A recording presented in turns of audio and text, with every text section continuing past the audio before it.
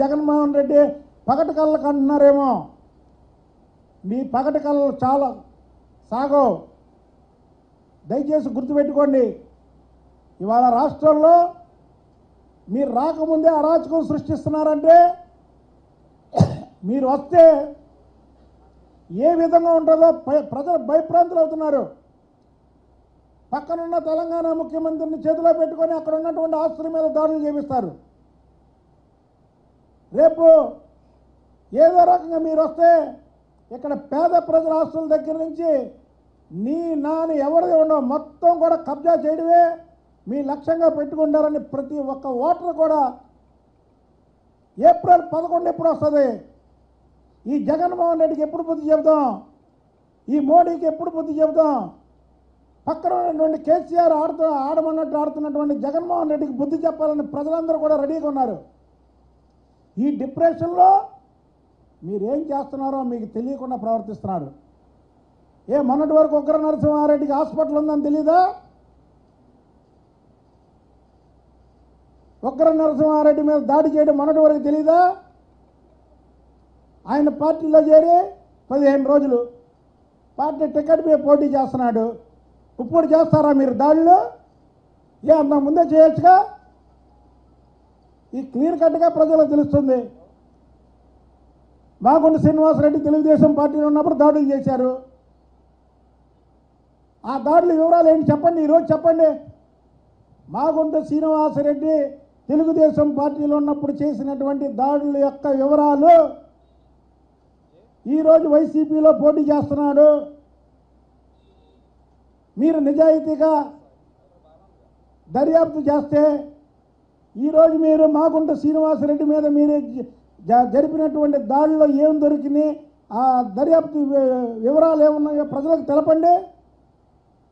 ఇంత అరాచకం అనేది రాష్ట్ర చరిత్రలో ఎప్పుడూ చూడలే మేము. అయితే ఏంటంటే జగన్మోహన్ రెడ్డి తన ఆస్తులు కాపాడుకోవడం కోసం, జగన్మోహన్ రెడ్డికి పదవరాదని ఆయనకు తెలుసు.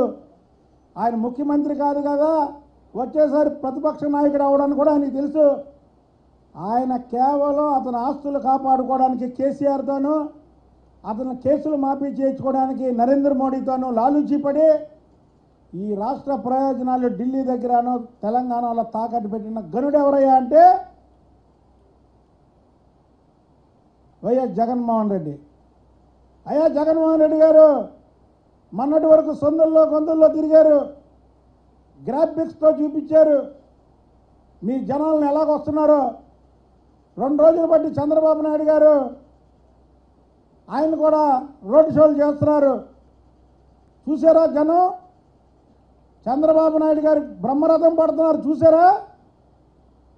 సందుల్లో గల్లీల్లో పెట్టి మ్యాన్లు ఎక్కించి గ్రాఫిక్స్ తీసి చూపించడం కాదు, 2 రోజులు బట్టి చంద్రబాబు గారు రోడ్ షోలకు వచ్చే జనాలు చూడ ఒకసారి ప్రజలు ఎటువైపు ఉన్నారో తెలుస్తుంది. మీ చీకట రహస్యాలన్నీ కూడా బట్టబయలైనాయి.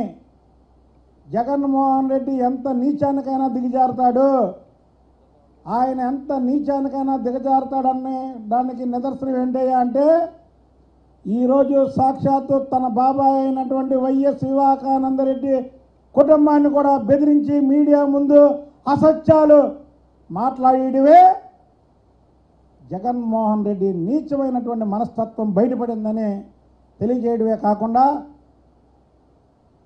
ఇవాళ ఏబి వెంకటేశ్వరరావు గారిని మరికొంతమంది అధికారులని మీరు ఇక్కడి నుంచి పంపించారు. మేము కూడా ఎన్నికల సంఘానికి లేఖ రాస్తున్నాం. ఏం రాస్తారంటే 12 కేసుల్లో A1 ముద్దాయిగా ఉన్నటువంటి జగన్మోహన్ రెడ్డి, 12 కేసుల్లో A2గా ఉన్నటువంటి విజయసాయిరెడ్డి, ఒక హత్య కేసులో బెయిల్ ఇస్తే మళ్ళీ ఆ బెయిల్ని రద్దు చేసే అధికారం మళ్ళీ ఆ కోర్టు జడ్జికి ఉంటుంది. ఎందుకంటే బెయిల్ మీద వచ్చినటువంటి వ్యక్తులు మంచి ప్రవర్తనతో కేసు తేలే వరకు కూడా ఎవరైతే సాక్షులు ఉన్నారో సాక్షులను బెదిరించకుండా మంచి ప్రవర్తనతో ఉంటే ఆ కేసు ముగిసే వరకు ఆ బెయిల్ ఉంటుంది. ఆ కేసు ముగిసే ముందే బెయిల్ మీద బయటకు వచ్చి అందులో ఉన్నటువంటి సాక్షుల్ని బెదిరించి భయపెడితే బెయిల్ని రద్దు చేసుకోవడం జరిగిద్ది. ఇవాళ A1 ముద్దాయి జగన్మోహన్ రెడ్డి, A2 ముద్దాయి విజయసాయి రెడ్డి ఈ రాష్ట్రంలో అరాచకాలు సృష్టించడానికి పన్నాగం పన్నారు. మేము ఈరోజే వీళ్ళకి బెయిల్ ఇచ్చినటువంటి కోర్టుకి లేఖ రాస్తున్నా. వీళ్ళ బెయిల్ని వెంటనే రద్దు చేయాలి. వీళ్ళు కానీ బెయిల్ మీద ఇలాగే జనాల మధ్యలో తిరిగితే ఏప్రిల్ 11 లోపు ఎన్నో అరాచకాలు సృష్టించడానికి వీళ్ళు ప్లాన్ చేశారు. వీళ్ళ బెయిల్ మాత్రం తక్షణం రద్దు చేయాలని ఈరోజే నేను లేఖ రాయడం జరుగుతుంది.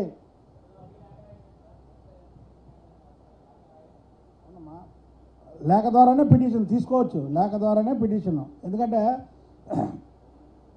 ఒక ముద్దాయి ఒక హత్య కేసులో ముద్దాయికి 5 మంటలు చేయని 10 మంటలు చేయని 90 రోజుల్లోపు బెయిల్ ఇచ్చేయచ్చు.